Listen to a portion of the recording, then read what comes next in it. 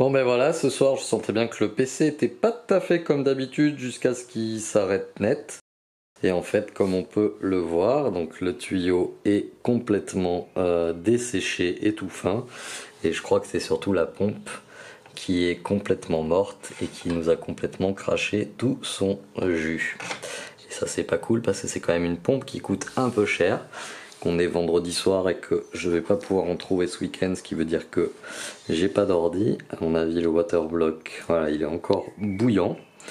Donc grosso modo tout le water cooling est complètement HS, sachant qu'il a jamais été bien traité dans cette tour qui était vraiment pas adaptée au water cooling.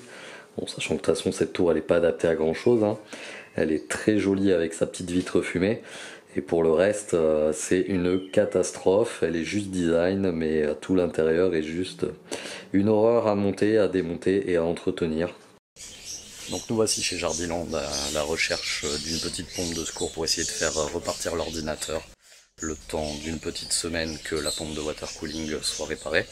Donc on a quelques modèles ici disponibles. Ce qui m'embête, c'est est-ce qu'elles vont pouvoir aller avec le diamètre 10-13 de mes tuyaux de water cooling. Je pense qu'on va appeler un vendeur à la rescousse pour m'aider et surtout déballer les pompes du rayon pour voir si le tuyau et l'embout vissable correspondent bien.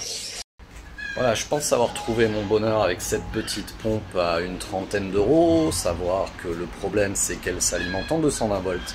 Du coup ça va me faire un deuxième câble électrique qui sort de l'ordinateur. Le deuxième problème c'est la taille du tuyau qu'on peut insérer dans cette pompe, à savoir qu'en water cooling ordinateur on n'est pas tout à fait dans les mêmes tailles qu'en aquariophilie. Du coup on se retrouve dans le bureau et puis on va voir comment on monte ça, histoire que ça marche au moins quelques jours, le temps de changer l'autre. On se retrouve dans le bureau avec la pompe achetée chez Jardiland. Alors on va démonter tout ça et vérifier s'il y a l'embout qui correspond à mon petit tuyau de water cooling pour essayer de faire une réparation. Étant donné que c'est une pompe immergée d'aquarium, j'ai un cul de poule ici qui est rempli d'eau. Et le but de l'après-midi, c'est de ne pas faire un geyser qui monte jusqu'au plafond et qui fasse un petit dégât des eaux sur le voisin du dessus. Ceci dit, ça vous ferait rigoler en vidéo. Alors, qu'est-ce qu'on a dans cet emballage de pompe? Attention, c'est un unboxing de pompe d'aquarium, hein. C'est un truc qui n'a jamais été fait sur YouTube, hein. On est au top du truc emmerdant. C'est peut-être un truc à proposer sur la chaîne de Léo Duff, on sait jamais. Alors, qu'est-ce qu'on a dans cette pompe?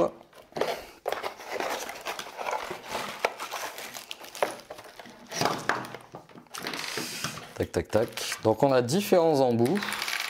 A priori, eh ben voilà. On a exactement ce qui peut correspondre à mon tuyau. Donc c'est cool, on va pouvoir bricoler quelque chose et injecter de l'eau sur le circuit. Alors comme c'est une pompe qui donc doit être immergée, on va devoir la laisser dans le cul de poule. On va bricoler quelque chose. Je vais pas filmer le temps du montage, quoique si, on va filmer le temps du montage et puis on passera ça en accéléré avec une petite musique épique. À mon avis, ça peut rendre quelque chose de sympa. Je vous dis à tout à l'heure.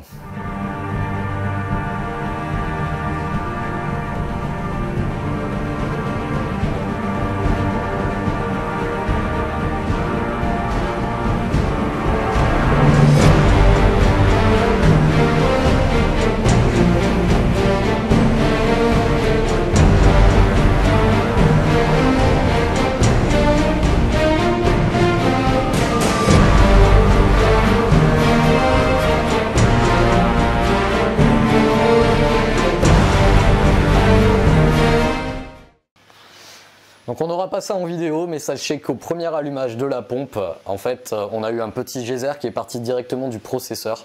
À savoir que ce matin, quand j'ai voulu démonter la pompe pour essayer de la ressusciter, je pense que j'ai tiré un peu fort sur l'embout de la pompe, sachant que le tuyau va de la pompe au processeur. Et que sur le processeur, en gros, j'avais complètement tiré le tuyau de son embout. Et donc quand on a allumé la pompe, elle a envoyé le geyser à fond. Et donc en gros, on a eu un petit jet d'eau qui crachait directement du processeur, qui est allé entre le SSD PCI Express et la GeForce à 300 €. Et en fait, ça m'a juste fait rigoler. Donc a priori, rien n'est cassé. Comme vous pouvez voir, le PC démarre encore. Et là, on va aller voir dans le BIOS si la température se stabilise. On n'a pas un flux extraordinaire par rapport au prix de la pompe qui coûte seulement 28 €. Hein, c'est une pompe de dépannage. Mais on va voir si la température se stabilise dans le BIOS et si ça peut être suffisant pour faire quelques jours avec l'ordinateur.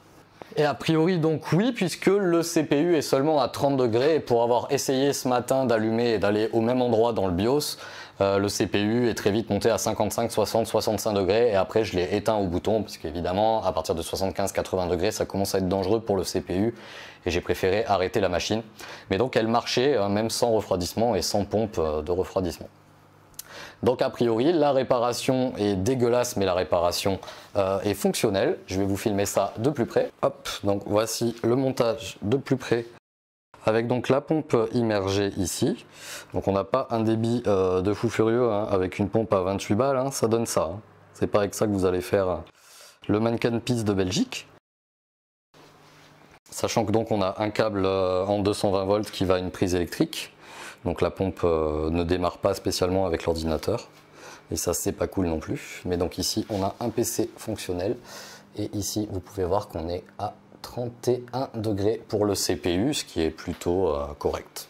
Voilà, c'est tout pour cette petite réparation de water cooling merdique avec une pompe à 28 € de chez Jardiland. La prochaine étape, c'est bien évidemment la réception de la pompe remplaçante qui sera réintégrée à l'intérieur de la tour et non pas dans une cuvette immergée avec un câble qui va sur du 220 volts. Si cette petite vidéo vous a plu, n'hésitez pas à mettre un petit pouce bleu ou un petit commentaire en dessous de la vidéo et moi je vous retrouverai très bientôt pour un vlog ou un tout autre sujet.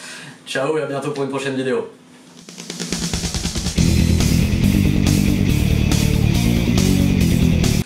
Tu crois que si je balance un iPhone 4 dans l'eau, on perd 2 degrés? Ça sera pas mal.